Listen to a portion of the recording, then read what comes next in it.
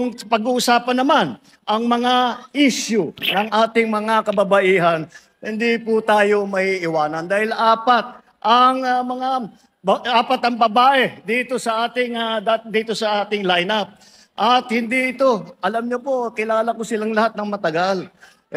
Palagay ko, itong ating mga babae na senador, palagay ko, mas matapang pa sa sundalo itong mga ito. Kaya makakatiyak po kayo, mga kababaihan, maririnig ang boses ninyo, ipagtatanggol ang mga karapatan ninyo ng ating mga lady senators.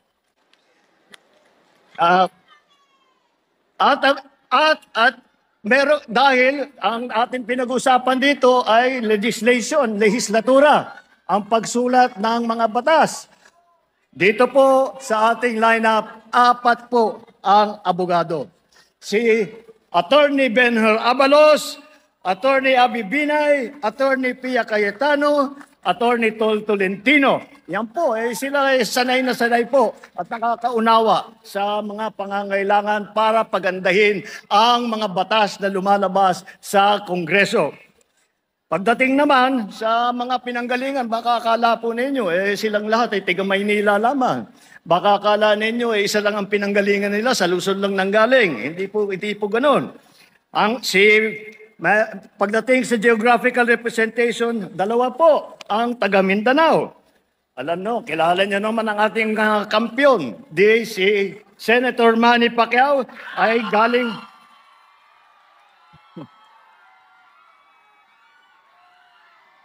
Si Senator Manny Pacquiao ay galing Bukidnon, Sarangani at saka Jensan. Si Erwin naman, lumaki sa Davao Oriental, sa Sulu.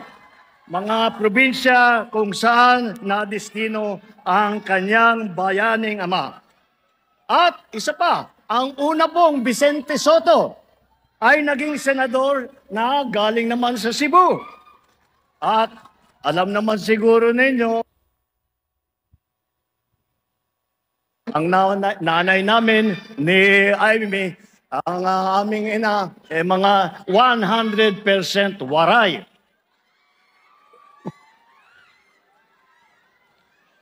Wala sa kanilang may bahid na problema. Wala kayong maririnig na masamang balita tungkol dito sa ating mga kandidato.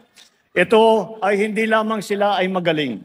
Sila ay mabubuting tao. Sila ay mabubuting nagseserbisyo sa publiko. Wala sa kanila ang may bahid ng dugo dahil sa tukhan. Wala sa kanila ang kasabwat sa pag-aabuso na binulsa ang sako-sakong pera, pinagsamantalahan ng pandemya, binayaan na magkasakit at mamatay ang ating mga kababayan nung panahon ng COVID. Wala sa kanila ang nagsisip-sip po sa China na yung iba pumapalak pa na tuwan-tuwa na pagka binobomba po ng tubig ang ating mga Coast Guard, kapag hinaharang ang ating mangingisda at ninanakaw sa kanila ang kanilang huli. Kaya po, makikita po natin na malinis po ang record nila. Malinis po ang kanilang ginagawa, malinis po ang kanila naging trabaho. Kaya po, napakadali po ikampanya ang ating lineup. Marami pong nagsasabi na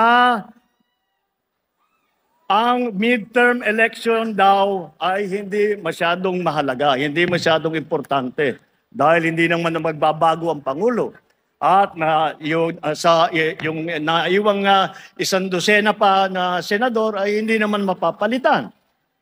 Well, siguro naman sa ibang halalan, baka totoo 'yun. Ngunit hindi totoo po ito sa halalan na ito sa midterm election. Dahil ang pagpili ninyo, ang iboboto ninyo ay ang magsisilbi ng gabay kung ano ang tutunguhan ng ating bansa. Babalik ba tayo sa nakaraan na ibinubugaw ang ating bayan bilang isang sugalan ng mga dayuhan? Babalik ba tayo sa landas na umaapaw sa dugo ng mga inosenteng mga bata na inakyat sa bahay, inagaw sa kanilang mga ina at kinuha ang kanilang kinabukasan? Alam niyo po, dalawa po ang pagpipilian na ngayon natin. Mamimili ba tayo na babalik tayo sa panahon ng lagim o tayo ba ay tutungo patuloy sa ating kinabukasan na maliwanag, na mapayapa at maganda para sa lahat ng Pilipino? Hindi po namimili kung sinong uunahin, hindi po namimili kung sinong sikat, kung sinong mayaman, basta't Pilipino, tinutulungan ang Pilipino. Yan po ang panindigan po ng alyansa. Kaya't po pagdating ng Mayo, isipin po ninyo na ang bawat boto ninyo ang magbibigay sa atin ng magandang kinabukasan. Ang kinabukasan na ating lahat na ilayunin natin na mapaganda ang buhay ng bawat Pilipino, mapaganda ang ating minamahal na bansang Pilipinas.